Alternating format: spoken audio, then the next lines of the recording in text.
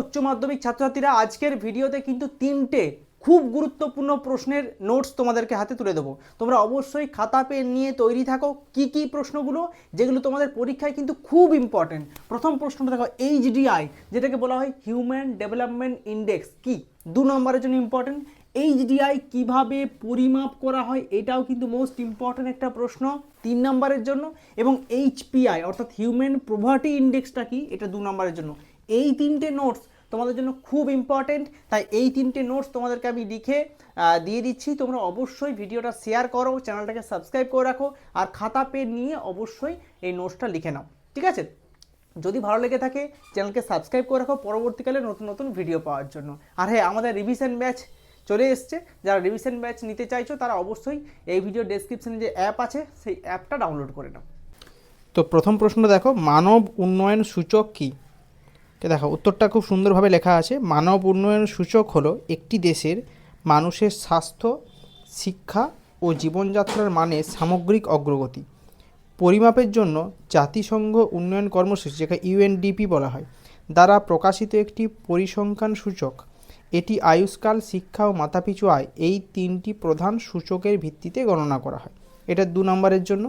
পরের প্রশ্নটা রয়েছে, মানব উন্নয়ন সূচক কিভাবে পরিমাপ করা হয়? 3 নম্বরের প্রশ্ন। দেখো, মানব উন্নয়ন সূচক 3টি মৌলিক মাত্রায় একটি দেশের গড় অর্জন পরিমাপ করে এবং এই 3টি মাত্রার প্রতিটি থেকে প্রাপ্ত সূচকগুলির জ্যামিতিক গড় ব্যবহার করে এটি গণনা করা হয়।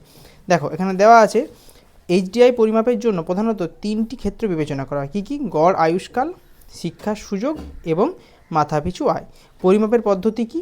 দেখো এখানে পরিমাপের পদ্ধতি বলতে সূচক গণনা করা হয়। প্রথমে উল্লেখিত 3টি যে মাত্রা বললাম, স্বাস্থ্য, শিক্ষা, আয়, জন্য প্রত্যেকটি পৃথক সূচক তৈরি করা হয় যার মান থাকে 0 থেকে 1-এর মধ্যে। তারপর গাণিতিক গড় করা হয়। এইচডিআইয়ের জন্য গাণিতিক যে সূত্র রয়েছে সেটা লিখে দিয়েছি। এইচডিআই ইজিক্যাল টু স্বাস্থ্য সূচক গণিত শিক্ষা সূচক গণিত আয় সূচক 1/3, ঠিক আছে? এটার ভিত্তিতে করা হয়। এবং তারপরে কি লেখা আছে দেখো, তারপর লেখা আছে প্রাপ্ত এইচডিআই মান 0 থেকে 1-এর মধ্যে থাকে এবং এই মানের ভিত্তিতে দেশগুলিকে 4টি মানব উন্নয়ন স্তরে, কী কী স্তর? উচ্চ, খুব উচ্চ, উচ্চ, মাঝারি, নিম্ন ভাগ করা হয়, ঠিক আছে? পরের প্রশ্ন, হিউম্যান পভার্টি ইন্ডেক্স কী? এটা 2 নম্বরের জন্য।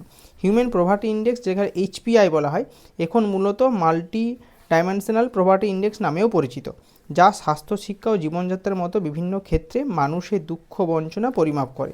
এই সূচক দ্বারা স্বাস্থ্য, শিক্ষা, জীবনযাত্রার মান এই 3টি মাত্রার মানুষের দারিদ্র্য পরিমাপ করে।